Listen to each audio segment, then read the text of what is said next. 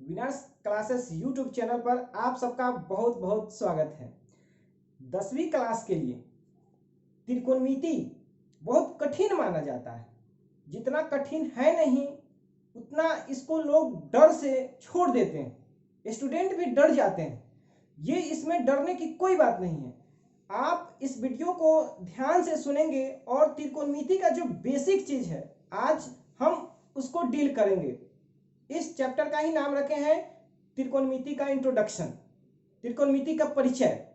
आप 9th class में त्रिकोणमिति से जो भी थोड़ा बहुत संबंधित था वो आपको जानकारी होगा, फिर भी आप ये समझिए त्रिकोणमिति में 6 रेशियो की बात होती है, साइन, कॉस, टेन और ये ठीक तीनों का उल्टा। ये देखिए बोर्ड पे, साइन एक्चुअली SIN जो SINE है उसी का संक्षिप्त रूप है। इसी तरह से कोसाइन का संक्षिप्त रूप कॉस यूज करते हैं, टेंजेंट का संक्षिप्त टेन, कोटेंजेंट का कॉट, सेकेंड का सेक तथा कोसेकेंट का कोसेक यूज करते हैं। ये 6 त्रिकोणमितीय जो है फंक्शन, ये त्रिभुज के दो भुजाओं का अनुपात बताता है। ये एक समकोण त्रिभुज है और ये समकोण त्रिभुज का ही किन्हीं दो भुजाओं का अनुपात बताता है। ये आपको अच्छी तरह से याद होना चाहिए या समझ होनी चाहिए।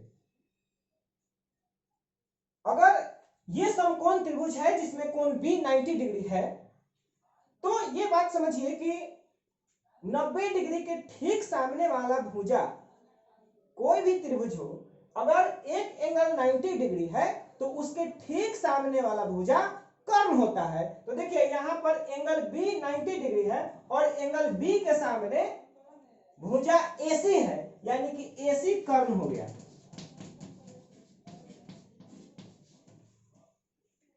AC कर्ण हो गया और त्रिभुज में, समकोण त्रिभुज में कर्ण नहीं बदलता है और कर्ण, लंब, आधार तीनों में लंब और आधार कोण के आधार पर बदलता है। हम किस कोण की चर्चा कर रहे हैं उस कोण पर लंब और आधार निर्भर करता है। कर्ण AC फिक्स हो गया और दो भुजाएं बच गई AB और BC। तो देखिए अगर हम कोण C की चर्चा करेंगे, ये एंगल C, तो कर्ण तो इसके लिए भी ऐसे ही है, लेकिन जिस एंगल की फिर चर्चा करेंगे 90 डिग्री को छोड़कर, उसके ठीक सामने वाला भुजा जो होगा लंब कहलाएगा और जो भुजा बच जाएगा वो आधार कहलाएगा। जैसे देखिए कोण C के लिए इसके सामने का भुजा AB है, इसलिए AB आपका कोण C के लिए लंब है। ये कोण C के लिए लंब है। कोण बदल जाएगा, लंब बदल जाएगा, कोण बदल जाएगा, आधार बदल जाएगा। तो देखिए और एंगल A के लिए, एंगल A के सामने का भुजा कौन है? BC। तो एंगल A के लिए BC क्या चीज का काम करेगा? लंब का काम करेगा। तो हम कोण C के लिए लिखते हैं,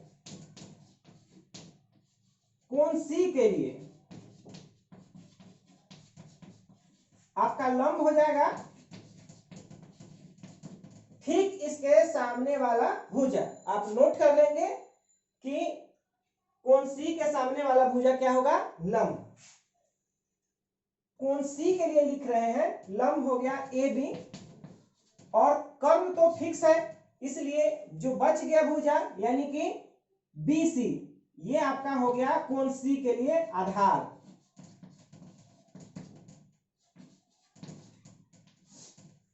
ठीक उसी तरह से अगर हम कोण A का देखें तो अगर यहां हम कोण A लिख दें तो A के लिए लंब हो जाएगा BC, चूंकि A के सामने का भुजा BC है, और आधार हो जाएगा कोण A के लिए AB। ये आप 9th क्लास में भली भांति पढ़े होंगे, फिर भी यहां रिवीजन के लिए आपको हम बता दिए। आपको 6 त्रिकोणमितीय यहाँ फंक्शन जो है, ये इसका रेशियो देखेंगे कि लंब, कर्ण और आधार ये तीनों में दो भुजाओं का सभी अनुपात होता है। तो आप देखेंगे अगर साइन की बात करें तो ये लंब बटा कर्ण होता है। हम यहाँ एक बात लंब को हम अगर P से सूचित करें, आधार को D से, कर्ण को H से, तो देखिएगा साइन साइन जो होता है किसका रेशियो होता है, ये P/H यानी कि लंब बटा कर्ण का अनुपात होता है। कॉस कौन कौन भुजाओं का अनुपात होता है, तो ये होता है B/H यानी कि आधार बटा कर्ण। और tan किन दो भुजाओं का अनुपात होता है, तो ये लंब बटा आधार यानी कि P/B का होता है। ध्यान से देखिएगा, साइन जो होता है लंब बटा कर्ण, कॉस जो होता है आधार बटा कर्ण, tan जो होता है लंब बटा आधार। और ठीक तीनों के उल्टा 6 जो होता है, ये तीनों का आप समझ गए, और जो बच गया 3 ये ठीक इसी का उल्टा है। जैसे यहाँ पे कॉट है, तो कॉट किसका उल्टा होता है, tan का, तो tan है P/B, तो ये हो गया B/P। सेक ये कॉस का उल्टा होता है, यानी कि कॉस है B/H, तो ये H/B। और कॉसेक साइन का उल्टा होता है, साइन P/H है, तो ये H/P। आप इसको तब तक नोट करें।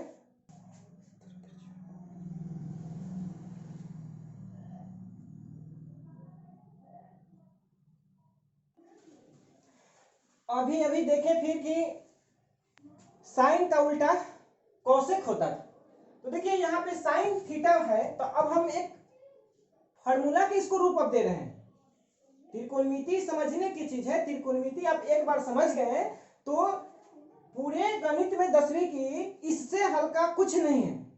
इसको रटने की भी कोई आवश्यकता नहीं है और त्रिकोणमिति से भागने की भी आवश्यकता नहीं है। आप पूरा वीडियो ध्यान से देखें, गारंटी है आपको इसमें बहुत मजा आएगा और आप त्रिकोणमिति बार बार बनाएंगे। यहां देखिए, साइन हम देखे हैं कि साइन का उल्टा कौन था, कोसेक, तो साइन थीटा बराबर 1/कोसेक, ये एक फार्मूला हो गया। और इसी तरह से साइन क्रॉस मल्टीप्लाई किए हैं, sine theta into cosec theta equal to 1, ये दो फार्मूला हो गया। साइन थीटा बराबर 1/कोसेक थीटा, हम अभी देखे हैं कि साइन होता है P/H और कोसेक होता है H/P, ठीक उल्टा। तो एक रिलेशन यहां से और दोनों को मल्टीप्लाई कर दिए तो sign theta into cosec theta बराबर 1, ये संबंध निकल गया। ठीक उसी तरह से cos थीटा सेक का उल्टा होता है, तो cos थीटा बराबर 1/सेक थीटा और दोनों का मल्टीप्लाई कर दें cos into sec equal to 1। Similarly tan theta cot का उल्टा होता है, इसलिए रिलेशन हो गया tan बराबर 1/cot थीटा और tan theta into cot theta बराबर 1। इस तरह से 6 त्रिकोणमितीय फंक्शन एक दूसरे का यहाँ पे उल्टा था, 3 का उल्टा 3 था, तो यहाँ संबंध आ गया। आप ध्यान देंगे ये साइन और कॉसेक में ही केवल रिलेशन नहीं होता है, 6 त्रिकोणमितीय फंक्शन आपस में सभी जुड़े हुए हैं। ये साइन और कॉसेक डायरेक्ट है, कॉस और सेक का रिलेशन डायरेक्ट है, tan और cot का रिलेशन यहाँ पर आपको डायरेक्ट आ गया। बाद बाकी जो भी है सभी का एक दूसरे से संबंध है। और आप साइन को जिस रूप में लिखना चाहें, यानी कि अगर 6 त्रिकोणमितीय फंक्शन है तो साइन के अलावा 5 बचा तो वो पांचों के फॉर्म में लिख सकते हैं। कॉस है तो कॉस के बाकी के पांचों में लिख सकते हैं, tan है तो tan के बाकी के पांचों में लिख सकते हैं। इसी प्रकार 6 जो है कोई एक लेंगे तो बाकी के बचे पांचों के रूप में हम लिख सकते हैं। कुछ बेसिक फार्मूला आप 9th में भली भांति इसको जाने होंगे।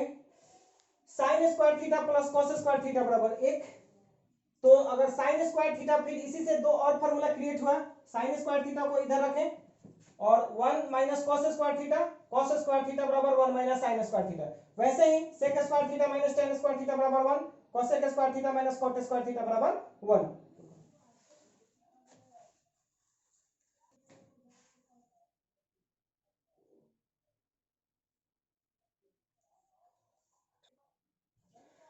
इंट्रोडक्शन करने के बाद अब आप 8.1 से सवाल बनाना शुरू कर सकते हैं। आपका 8.1 से चालू हो रहा है और यहां से अब एक्सरसाइज का वीडियो अब अगले वीडियो में आपको दिया जाएगा, वहां से आप रेगुलर अब आप सवाल देख सकते हैं।